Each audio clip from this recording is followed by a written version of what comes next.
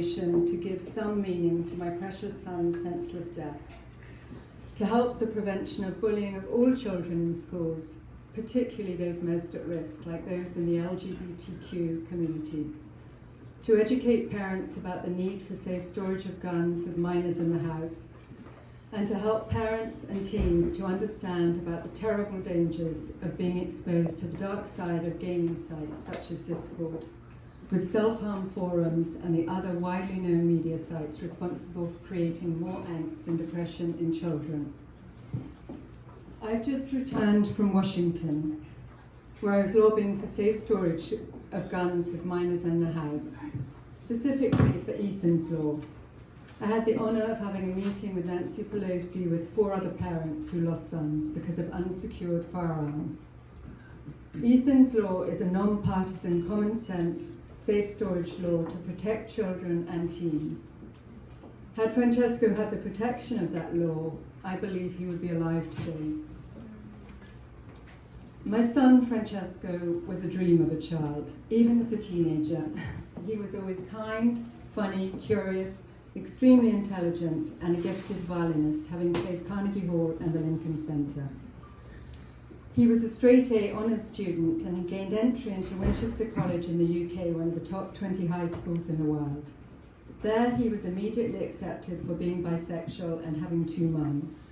It was literally of no consequence. Unfortunately, because of the pandemic and the stress of remote learning, he made a decision to finish his studies at Mid-Ireland at the Stony Brook Prep School.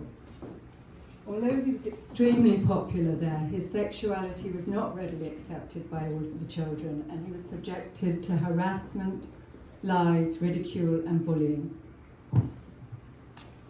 Francesco loved the ocean and was he was an accomplished sailor. It was there that he chose to take his life, with an unsecured shotgun on Little Plains Beach in Southampton on a warm, moonlit October night in 2021. I think it's important for me to tell Francesco's story because people do have tragedies in their life.